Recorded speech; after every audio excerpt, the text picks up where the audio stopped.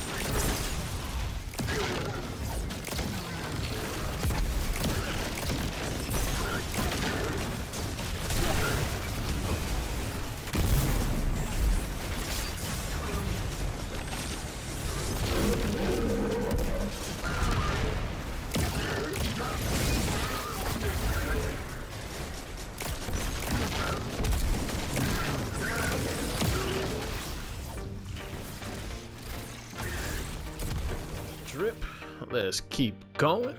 All right, let's move on up just in case you guys want to go ahead and take a screenshot of that right there. All right, let's keep it pushing.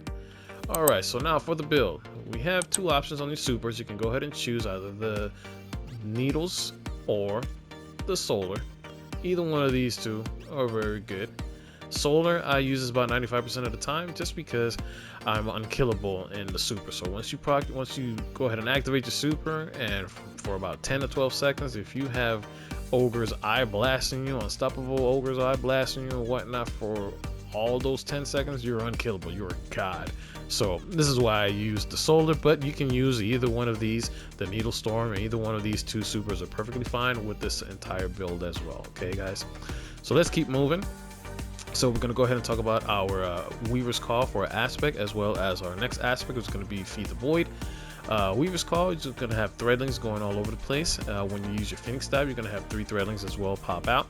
So that's what we want to go ahead and create more damage, and also help us gain transcendent energy. For all of our little threadlings moving all over the place is also going to help us get our transcendent energy. For our next aspect, which will be the Feed the Void, once we throw out our needles, your needles are going in and out, you're going to activate by using any of your abilities. You're going to go ahead and activate Devour. So what Devour does is, by the time you proc Devour and you continuously keep killing an ad with any one of your abilities or weapons, you're going to keep resetting Devour. Devour is going to help give you grenade energy as well as help give you health. We want that for this build. We want survivability. Survivability is key, especially if you're going to do harder content with the same exact build, which actually does help. It's really good. You're going to want that on your side. We're using Vortex Grenade because once we go ahead and throw our Vortex Grenade, because of the way that this build is set up, as soon as you throw your Vortex Grenade, you're going to have a Void Overshield. And who does not like any more health and shields for ourselves, right? I know I do. The next one is going to be Arcane Needles. It's basically the build's going to need Arcane Needles. This chest piece is going to help us out with that, because as soon as you throw your needles, if it happens to hit anyone and it suspends them, if you shoot them out of the air, it's going to create this big explosion, and it's going to go ahead and create more suspending. Anyone around them that's been caught up in that explosion is going to go ahead and suspend them. That's thanks to our chest piece. For the next ability, it's going to be Phoenix Dive. This is going to be a 55 seconds cooldown, which is better than all the other ones, and I highly suggest you just go ahead and go with it, just because it's 55 seconds. But with this build, you're going to be getting it back probably within 12 to 15 seconds every single time anyway. And as soon as you drop from the air, you're going to be dropping some threadlings as well too. 3 threadlings are going to come out every single time you drop. All right, so let's move on to our fragments. Fragments are going to be using a Solitude, and the next fragment is going to be Dominance. These 2 fragments are going to be our weakening fragments. So our Dominance is going to give us our Void. Once we use our Void Grenade, it's going to weaken the targets. And the Solitude, as soon as you shoot anyone, precision hits, is going to go ahead and emit Severing, which Severing is basically the Strand's way of weakening. Okay. For our next frag is going to be Grace, because once we're using our kinetic weapon, is going to go ahead and help give us transcendent energy as well. Our next frag is going to be Courage. So because we have our damaging effects with our needles and our threadlings, everything is going around. If they're affected and afflicted by it, as long as they're afflicted or been touched by it, once we hit any one of them with our Void or our solar weapons, they're going to be hit that much harder. So it's going to be that much more devastating for that target if they get hit by any one of our strand weapons or any one of our strand abilities. The next frag is going to be Balance. So anytime you're using your strand, if you're using any of your light or dark, it's going to help give energy to grenades, or it's going to help give energy to our melee. All right. So for our weapons that we're going to go ahead and use is the Call. I highly suggest you guys use the Call. It's a very good, effective weapon. It hits like a tank. This bad boy is really good. I never really liked sidearms, but ever since I got introduced to like the Buzzard, the sidearm, the Call, I got introduced to it, and I have it with Hatchling and Lead from Gold. This bad boy here is legit. It really does do some damage here, guys. So I highly suggest you guys to go ahead and test that out. And if you can craft it, craft this right here with Hatchling and Lead from Gold. But another perk that this weapon also has, it has Dealer's Choice, which it also gives us energy for our super, which is a really good thing. The next weapon that we're using is No Hesitation. This weapon right here is our solar auto rifle, but this honestly, guys, feels just like the Osteostriga submachine gun. It shoots just like it. It's a 600 round per minute, and I have it here set up with Incandescent and Strategist. And Strategist is just going to go ahead and help us give us energy for all of our abilities. It's kind of like Demolitionist that helps us give energy to our grenades, but this helps give energy to all of our abilities. So this is a good weapon right here to use as well with this whole entire build. Another thing too is it also has Dealer's Choice. So the more weapons that we have with Dealer's Choice, the more energy that we're going to be able to get towards our super energy.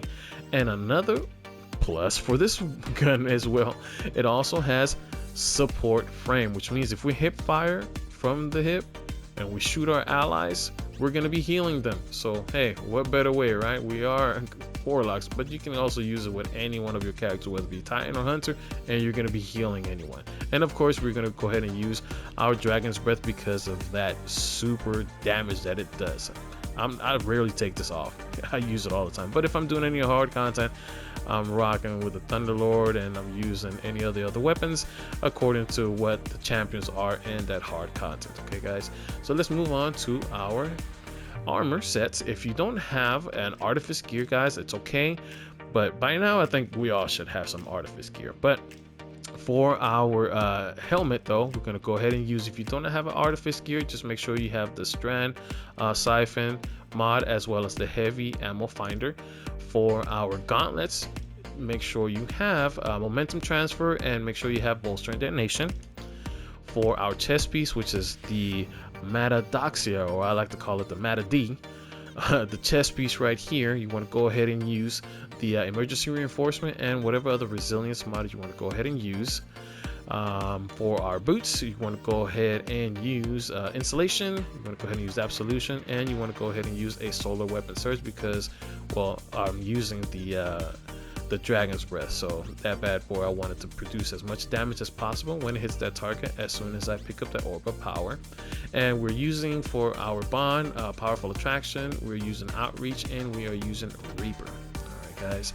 For our artifact, make sure you have on there Radiant Orbs, make sure you have Shield Crush, make sure you have Expanded Abyss, and you have Elemental Siphon, guys. Guys, this build, this season has been really great. There's just so much to do. I mean, I want to pump out videos as much as I can. I have so many great ideas to go ahead and pump out. I've been getting these bond drops, and some of them are decently god rolls, and I can't wait to go ahead and pump them out for you guys to see what you guys think about them. Okay, hopefully you guys, this build helps you guys out. It does really help in GMs. I tested it out yesterday, and guys, I wasn't a fan of this Mata D.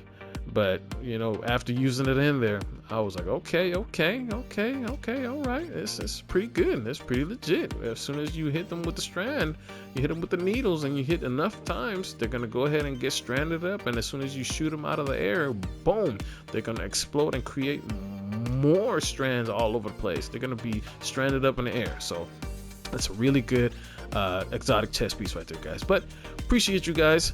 Hopefully you guys enjoyed the video. Leave a comment down below. Please like and subscribe, and I will see you guys on the next one. Peace.